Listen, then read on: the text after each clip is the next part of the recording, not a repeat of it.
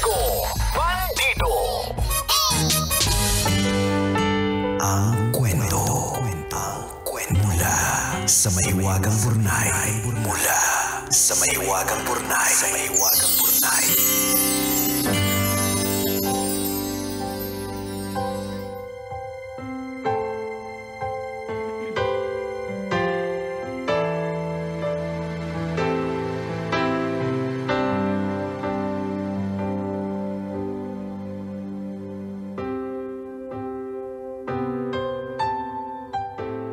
Dear kumikinang na tambalang Nicole Yala at Diego Bandido. Itago niyo na lang ako sa pangalang Neth, 29 years old, at kasalukuyang nagtatrabaho dito sa Gitnang Silangan. Gitnang Silangan? Tagapakinig ninyo ako simula pa nung ilunsad ang The Tambalan Podcast sa Spotify. So ano na yan? Pandemic to eh. So, more than 3 years. Wala akong pinalagpas na episode. Naka-on pa nga po ang notifications ko kapag may bagong kwento. At sa bawat episode nyo kasi, parang may kapirasong parte ng sarili ko na naunawaan ko ng mas malalim. Ganito po kasi. Bata pa lang ako, ramdam ko na iba na ako. Grade 6 ako nung una kong napagtanto na may espesyal akong nararamdaman sa kaklase kong lalaki. Tahimik siya, mabait, chinito, at hawig kay Alden Richards. Akala ko face lang at lilipas din. Sa isip ko, baka dala lang ng kabataan. Pagdating ng high school, nagka-girlfriend ako. Naisip ko na normal naman pala ako. Pero nang magkaroon ako ng best friend na lalaki, naramdaman ko ulit ang kakaibang tibok ng puso ko. Sa pagkakataong ito, mas malinaw, mas malalim, mas nakakatakot. Alam ko kasing hindi ko pwedeng aminin sa kanya dahil straight siya. Takot akong mabuking, takot mabuli, takot mawala ng kaibigan. Ginawa ko na lang kung ano ang kaya ko at kung ano ang tama. Nakipaghiwalay ako sa girlfriend ko. Pagdating ko ng college, I felt free. Naramdaman ko na pwede pala akong tanggapin. Alam ng barkada ko ang totoo at hindi nila pinaramdam sa akin na kakaiba ko. Nakilala ko ang first boyfriend ko at sa kanya naranasan ko ang buong spectrum ng pagmamahal. Mula saya hanggang sakit. Nagka-girlfriend ako ulit pero hindi nagtagal kasi mas totoo ako kapag bakla ako. Ngayon, 8 taon na akong OFW. Nakakatayo na ako sa sarili kong paa. Ang malungkot, sa kabila ng lahat ng naabot ko, hindi ko pa din maamin sa pamilya ko kung sino ba talaga ako. Tinanong na ako ng tatay kung anong plano ko sa buhay. Mag-aasawa pa daw ba ako kasi wala naman daw akong naipapakilalang nobya sa kanila. Sa puso ko alam kong alam naman nila. Naghihintayan lang kami. Ako naghihintay ng tamang timing samantalang sila naghihintay ng kumpirmasyon. Tambalang kumikinang natatakot ako. Ako lang ang lalaki sa aming magkakapatid at kung aaminin ko ang totoo, baka tuluyan nang mawala ang pag-asang may magpatuloy sa apelyido namin. Ang mas masakit, ramdam ko na hindi nila matatanggap. Natatakot ako mawala ng pamilya. Ang tagal ko nang gustong kumawala. Gustong-gusto ko nang ibuka ang mga pakpak ko at lumipad. Gusto ko na mag-slide sa rainbow at isigaw sa mundo na ako ito, buo, totoo.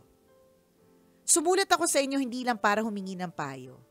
Nais ko ding magsilbing boses sa lahat ng katulad kong naghihintay ng tamang panahon. Sana mabigyan niyo kami ng lakas ng loob. Sana mabasa ninyo ang sulat ko at marinig ito ng mga tulad kong gusto ding maging malaya. Ang inyong kumikinang na tagapakinig, Neth. Neth, Neth? Una, gusto ko sabihin, be careful what you wish for. Huwag mong sabihin gusto mo nang bumuka at magkaroon ng pakpak at lumipad. Kasi yung huling nakita ko ng ganyan. Tinirador. Hindi, Jigs. Ano? Lola ko. Butterfly na siya. Andito ang lola ninyo. Kasama natin siya. Wag niyong aanuhin yang paru-paro na yan. Lola niyo yan. Itim na butterfly. Ay, nako, be careful what you wish for. Ayan, Baka ganyan, ha? Di kaya posible ka din tiradorin ka. Kaya nga. Ay, may lumili pa. Gusto ko na magkapakpak. Pero charot lang, Net. Para lang hindi masyadong mabigat, no? Ramdam ko yung feeling mo na being different. Hindi talaga madali maging different eh. Talaga, totoo talaga yan. Especially in a world na mapanghusga. Especially kung ikaw din ay nasa pamilya na medyo konserbatibo. 'Di ba? Pero feeling ko, mas madami na ang tumatanggap. Kaya nga, 'di ba, tingnan mo, may mga Pride March, may mga bill, may mga ganon. So, kung ikukumpara mo yung laban mo sa mga laban noon na mga hindi ko na kasi alam kung ano yung tatawagin ng parang walang ma-offend eh. Kasi nabalita ako dun sa isa kong friend, pag nagkamali ka sa LGBTQ at hindi mo sinabi yung IA+, LGBTQIA yun eh. Ganun. Oo, parang hindi mo pwedeng sabihin LGBT.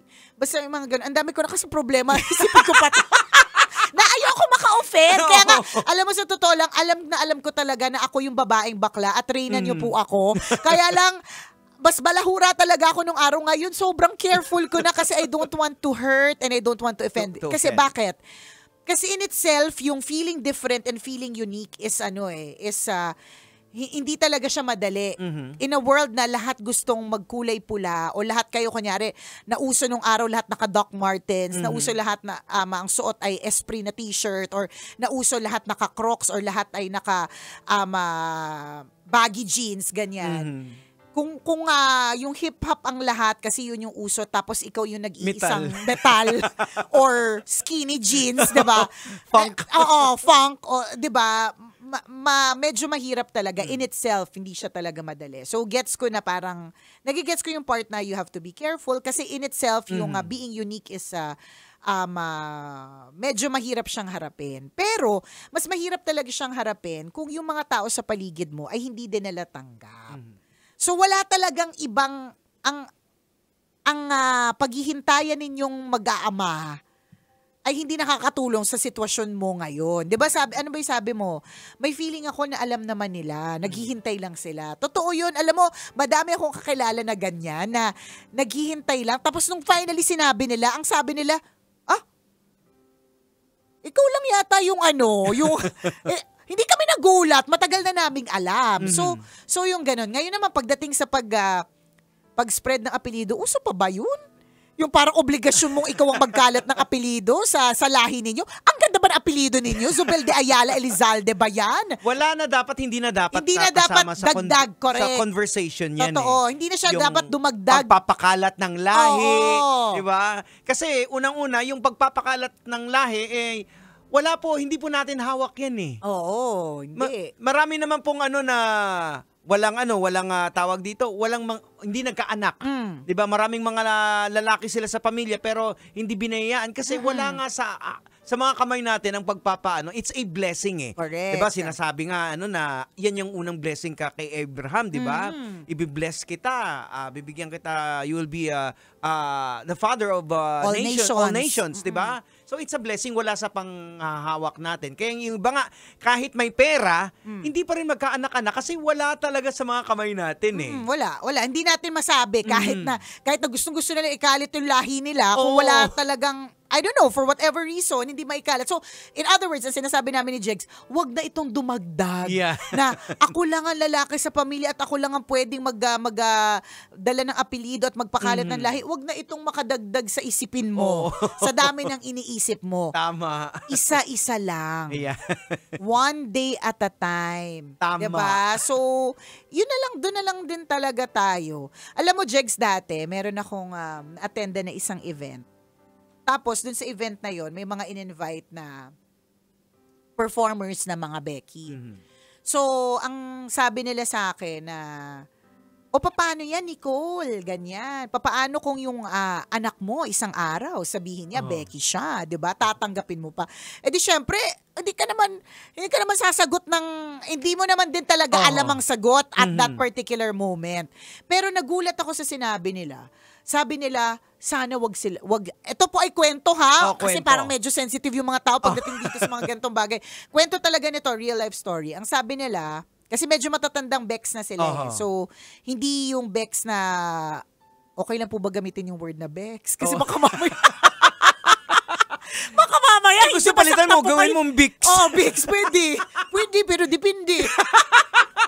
Diba? So, ang sabi nila, pero sana wag na lang siyang malito. Yun yung sabi nila. Kasi mahirap, dahil naranasan namin. Mahirap na mamuhay ka ng ganito, nang hindi ka tanggap ng mga tao sa paligid mo, na hindi ka tanggap ng society, hindi ka tanggap ng pamilya mo. Mahirap talaga siya. Tas, yung huhusgahan ka. Oo, correct. Kasi yun yung preference mo, pinanganak kang ganun or whatever. Alam mo, ramdam ko yung nila, yung paghihirap, yung kahit ang yung saya. Bigat. Oo, na parang kahit ang saya-saya, hirap na hirap talaga sila. So, yun, dun ako parang, kaya kailangan din iniintindi. So, and I feel like, Net, dapat yung iintindi talaga sa'yo, yung mga taong close to you. Kasi sila din naman yung magtatanggol sa'yo, ganyan. Ngayon, kung talagang hindi, wala naman din tayo magagawa. Hindi naman ibig sabihin na porke pamilya natin, sila lang ang pwede magmahal sa atin. Madami din naman pwedeng umintindi sa atin. So, hanapin mo yun. Slowly but surely. May gagawin kang step. Hindi yung nandito lang tayo sa... Nagtataka, nasa kukun ka lang kahit gusto mo na talagang umalago as a butterfly. Diba? Hindi natin ito malalaman hanggat hindi natin susubukan. Ganon. Net, hindi madali yung sitwasyon mo. Actually, the more na nagtatago ka, the more na nagkakasala ka at nagkakamali ka. Why not sabihin mo na, eto ako, ganito ako. Correct. Diba? Eventually, yung family mo, maiintindihan ka eh. At first, may mga denial yan. Though, syempre, ang magulang especially yung nanay, ang unang-unang nakakakita eh. Kasi, kagaya din sa kakilala ko, di ba? Sino na naman yung mga kinikwento natin? Eto na, kakilala ko! Ang kakilala ni Jigo Baldedo! Eto! Splok mo na, go. Ayan, sinasabi niya na na hindi Bex yung anak niya. Pero nakita niya na tawag dito, fan na ni Katy Perry. Talagang gumawa pa ng parang daddy na umiilaw-ilaw. Okay. Pero sabi niya, lang kasi idol niya lang talaga, lalaking-lalaki yan. Okay. Sabi ko, imposible, mararamdaman mo yan eh. Mararamdaman mo denial lang siya. Oo. Ano nangyari? Na-accept? O ano? O hindi, o parang ito, nasa kukun pa rin, naghihintayan. At the back of her mind, ina-accept niya. Pero hindi niya pinapakita sa world, sa family na ito yung lalaki yung anak ko, di ba? See, alam mo, doon din ako nalulungkot eh. I mean, ang hirap din kasi isipin mo, accepted ko, pero hindi ko papakita sa world. So, ano yung acceptance doon? Diba? Sorry na po sa kakilala mo, Jigs. Kaya nga eh. Kaya nga magulo eh. Kaya magulo at mahirap. Kaya nga, siguro ang masasabi natin kay Net, hindi man natin mabigay talaga yung tamang solusyon kasi alam kong magulo yung, tingnan mo, boy, girl ka. So, hindi mo talaga sure kung ano talaga yung preference mo. Ganyan. Isa-isa lang. Ayan. Isa-isa lang. Like, sino ba muna yung sasabihan mo? Yung parang inclined ka towards yung mami mo ba? Kasi mas siya nakakaintindi? O yung mga kapatid mo ba na babakapan ka? Yung mga ganon. Hindi natin malalaman yung sagot hanggat hindi natin itatanong. Totoo. Ayan. Actually, ako personally, sa akin, medyo mahirap yung makipag-usap especially sa mga LGBTQ+. IA+. O IA+. It's because Di rin ako sure correct me if I'm wrong. Sorry na. Because sa faith ko, na ang understanding ko talaga, ang man ginawa, and woman. Man and woman lang. Pero wala akong problema doon kung ganyan yung preference mo. Kaya ba kung Bex ka, importante, ang lagi kong sinasabi is, hindi ka gumagawa ng kasalanan. Do not fall into sin. Oo, kasi like for example, nung past month ata nung nag-preach ako, tapos tinawag ko yung kasamahan namin na dati siya, nag-testimony siya na dati nga siya talagang cross-dress at hindi siya nababakante, sabi niya. Big sabihin, laging may laging may ganap. Oo, so ang edad niya mga nasa 50 plus na siya eh. Pero sabi niya, ang galaw ko, bakla pa rin yung galaw ko, salita ko, ganito pa rin, pero wala na akong relasyon. Ang karelasyon ko na lang si Lord. Yeah. So, yun nga, hindi dapat husgahan, this goes out for everybody, hindi natin dapat husgahan ang mga taong may ganyang kalagayan. Preference. Yan. Kumbaga, don't judge the person. Don't condemn the person, condemn the sin, yung kasalanan. Diba? So wag sila i-condemn kasi in itself yung pagiging unique nila ay it's something na ipinaglalaban mula noon hanggang ngayon. Na kahit na madami nang nag-accept at marami na nag-out, marami pa rin ang hindi talaga tanggap. So yun. Medyo cruel kasi yung mundo talaga. Cruel Napaka-cruel ng mundo. Totoo. We feel yung feeling ng ganito ng mga friends natin, magtatago, mga bets. Tsaka yung mga ayaw umamin. Kasi totoo, yung parang kahit halatang-halata na pero ayaw po umamin, gets mo din eh. Hindi mo naman din siya pwedeng pangunahan. Meron siyang timing para dyan. Ayan, oo. Diba? So, again, hindi siya madali. Sana maging okay yung pag-uusap eventually with your parents. Basta ang mahalaga, subukan mo. Kasi hindi natin alam yung sagot eh. Baka naman super overthink ka, for all you know. Waiting lang talaga silang i-confirm mo tapos happily ever after. We don't know. Ayan, oo. If not, then wag mag-alala because there will always be other people who will love you. Ayan, oo. Siguro net ang gawin mo, pray for yourself. Yan. Pray for God's guidance kung anong mangyayari, kung saan ka dadalhin ng journey mo na ito. Yeah. Diba? We wish you all the best, Neth. Naway maging happy ka sa kahihinatad mo eventually. Kung gusto mo maging butterfly or magsa-slide sa rainbow, yes. diba? Salamat Net for sharing your story with us. Sana mapakinggan mo po ito sa radio kasi hindi namin ito nailagay sa podcast. Pero I hope you get to listen to this on radio or watch it on Facebook Live. Salamat Net for sharing your story with us. Alright, hanggang dito na lang po ang tambalang kumikinang. Muli ako pong kumikinang ulo, Diego Bandido. At akong kumikinang ina mo, Nicole Liala. Kailangan pa bang i-memorize yan? Basic!